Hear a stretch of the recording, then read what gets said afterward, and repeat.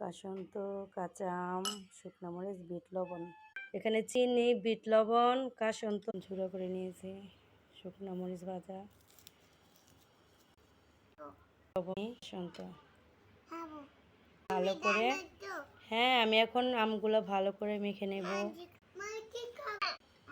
মধ্যে আমের ভর্তা খেতে কাসন্ততে খুব ভালো লাগে।